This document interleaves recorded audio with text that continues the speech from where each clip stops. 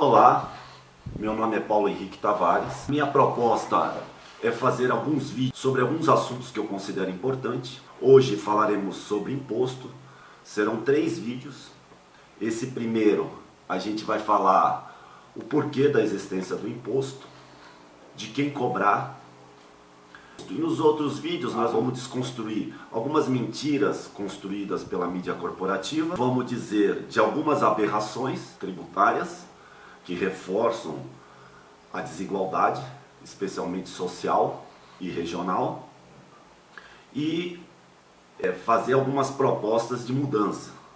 Para levar esse primeiro vídeo aqui, eu estou com 2 companheiros aqui, o Tiburasca. Manda um salve aí para a audiência, Tiburasca. Olha aí. Primeiro, o que é imposto? Imposto é uma cobrança financeira que o Estado faz da maioria dos cidadãos e de empresas. Ele arrecada esse montante de dinheiro e tem algumas destinações pré-determinadas. Basicamente, qualquer que seja um país, um estado ou até um município, você precisa de manter a infraestrutura existente, ampliar, melhorar, construir uma nova.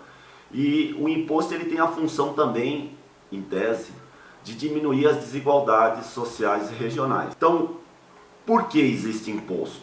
O imposto existe para construir essa infraestrutura. Por exemplo, quando a pessoa quer ou trabalhar ou passear usando um aeroporto, quando você precisa se deslocar por estradas de rodagem, estradas de ferro, quando você precisa de uma telefonia, quando você precisa de uma escola, de um hospital, dos correios, ou uma universidade, a questão das forças armadas, a transporte público, por exemplo, metrô, a própria polícia ostensiva. Então você tem uma gama de serviços e necessidades que ou precisa ser construída, ou precisa ser mantida e ou melhorada. Tudo isso você precisa de recursos. Então, a primeira pergunta que surge de uma parte da população seria: poxa, mas muitos desses serviços eu mesmo posso prover. Eu não preciso do Estado me cobrando imposto para prover um serviço que eu mesmo. Sim, isso tem sentido, a gente não pode negar. Mas, por exemplo, quando você vai usar um avião, você acha que é possível você ou um grupo de pessoas construir o seu próprio aeroporto? Por exemplo, nós temos um exemplo aqui no Brasil, no ano passado, o candidato derrotado nas eleições, o Aécio Neves. Inclusive, ele não aceita a derrota até hoje. Ele, de fato, construiu um aeroporto privado, particular, em terras particulares, mas de idiota, essa classe dominante ela não tem nada. Por quê? Porque construiu com dinheiro público.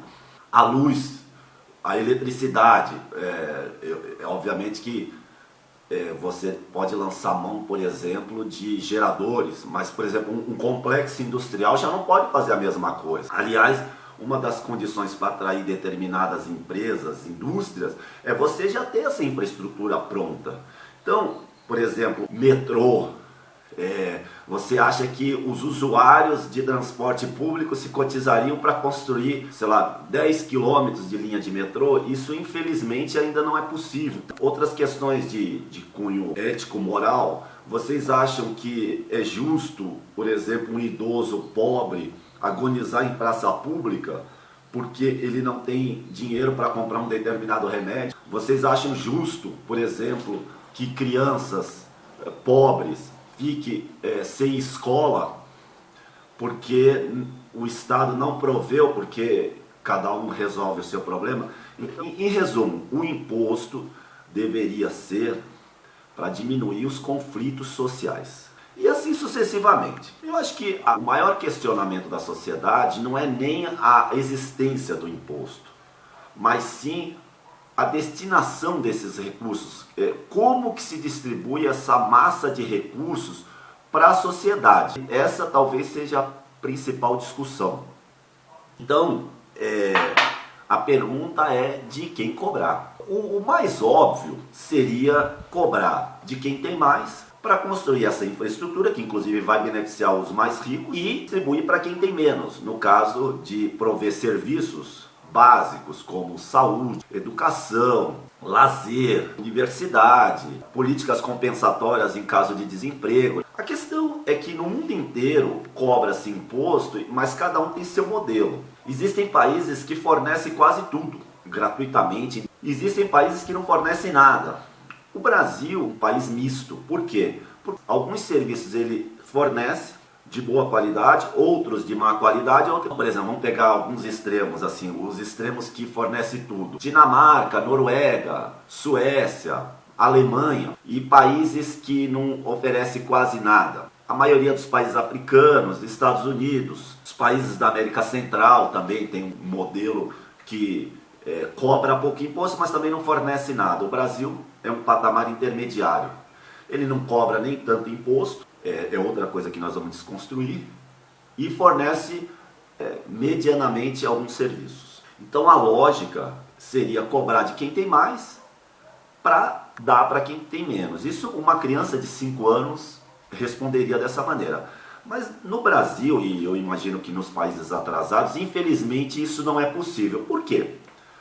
Porque construiu-se uma mentira via mídia corporativa de que o seguinte: se você é rico, é porque você trabalhou, você é honesto e justo. E se você é pobre, que mora em favela, é porque você é vagabundo, malandro.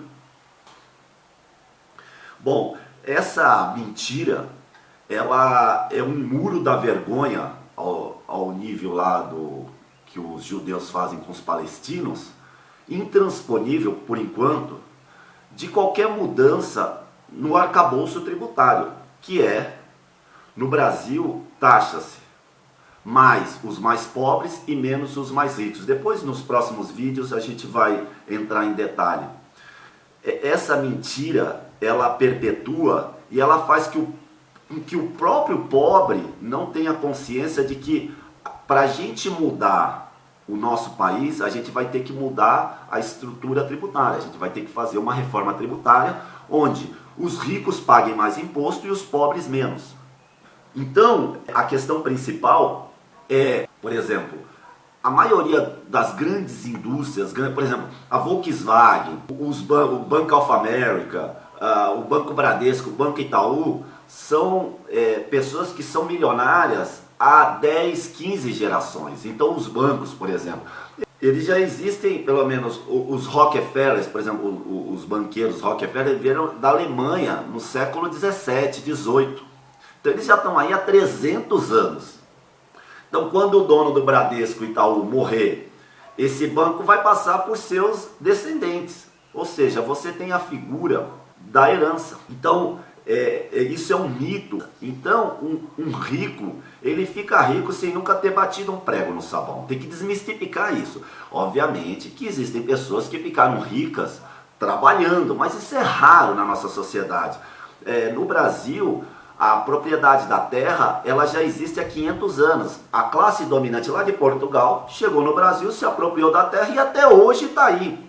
E um exemplo que isso é um mito de quem é rico trabalha, se vocês assistirem as novelas, as telenovelas brasileiras e ou mexicanas, vocês verão que lá rico não trabalha. A trama é mais ou menos sempre o rico, combinação de dois, um homem e uma mulher, procurando um amor inalcançável, um sofrimento em cima de um amor não correspondido. Mas lá ninguém trabalha, quem trabalha são os pobres.